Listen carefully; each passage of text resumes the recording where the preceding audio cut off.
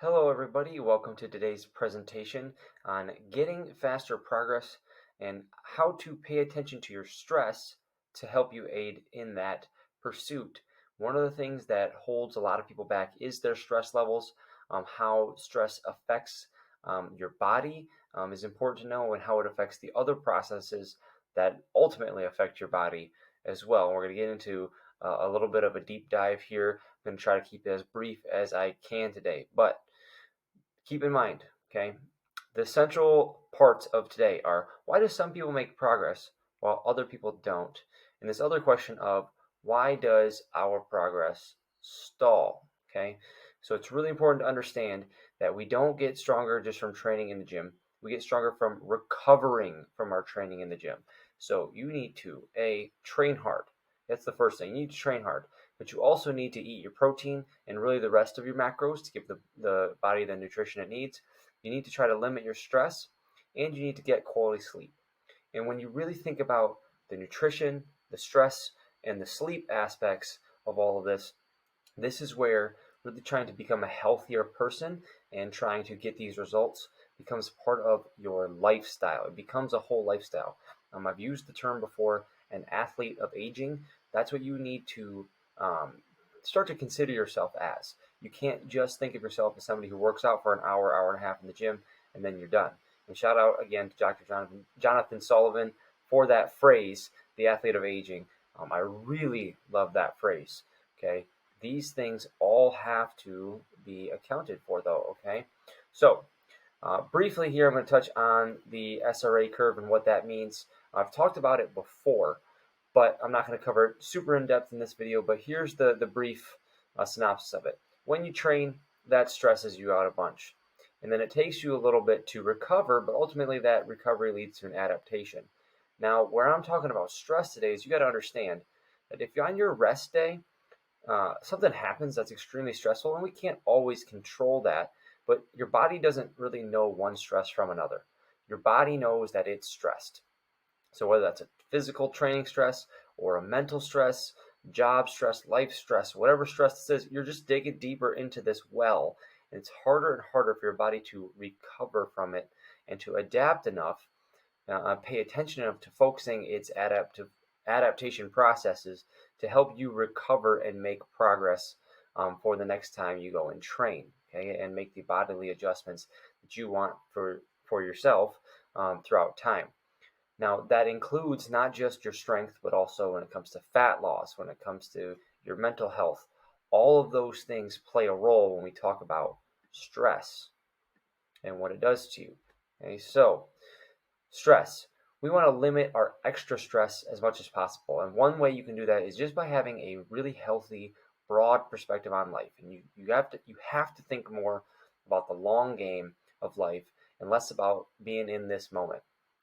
I've experienced myself that exchanging the phrase "I am stressed" to something like "I am experiencing some stress." The disembodiment of the stress a little bit helps to keep that perspective, to help you to be aware of, like, hey, there's some stressful things going on right now. I'm experiencing some stress, but I can handle this. But this is something I've done before. I've been stressed out a bunch before, and I made it through. Okay, because physical and emotional and mental stressors ultimately pay the same toll on the body. Okay, they tax the body similarly, and in particularly before sleeping. Okay, you really need to be conscious of stressing yourself out or doing things that cause stress before sleep, because sleep is also exceptionally important to everything that you're trying to do. Okay, sleep. You need to be getting 8 to 10 hours a night consistently. Okay, and the older you get, it's a myth that you don't need it anymore. You actually need it more than you do when you're younger if you're trying to make bodily progress. Younger kids, they seem to be able to just bounce back from just about everything. But us adults, and the older we get, the harder and harder that gets. Okay, sleep has been termed supplement S by some people because it is the key to, it's the best supplement for better recovery, feeling better overall, having better mood, and having more energy. And you can do this for yourself by having consistent bed and wake times. That includes on weekends, not getting within, I try to tell people a range of 1 to 2 hours. Okay, 1 to 2 hours. Don't be getting up at 5 during the week and then sleeping in till 10:30 on the weekends. You're going to throw yourself completely off. But also limiting alcohol.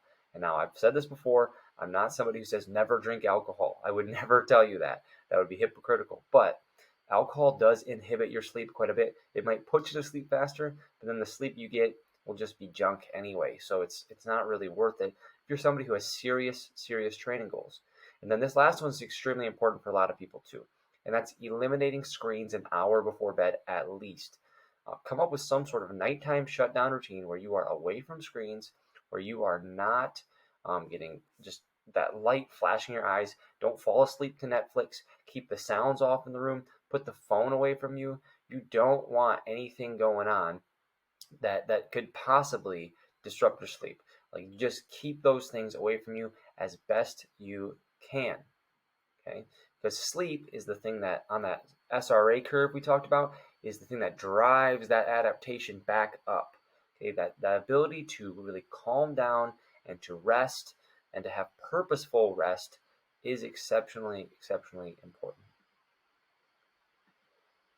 So to recap here, okay, recovery and progress. Okay, if you want to make progress, you need to eat properly after your training, you need to manage your stress properly, and you also need a lot of quality sleep. If you need help being held accountable, get an online coach. Obviously, through ironhabits.com, you can hire me. It's cheaper, it's more convenient than your average personal trainer because it's all on your time. It's all on your time, which is great. You just record yourself doing your training, you send it to your coach, and then you get to work. You just go about your daily life. It's pretty slick. It's pretty modern. It's just for people with a modern lifestyle, and that's the great thing. That's the beauty of online strength training. If you want to reach out to me, like I said, ironhabits.com is the place to go. You get personalized programming, you get weekly coaching calls, and you get some nutrition counseling and bonuses like this about stress and sleep and recovery all the time. Okay?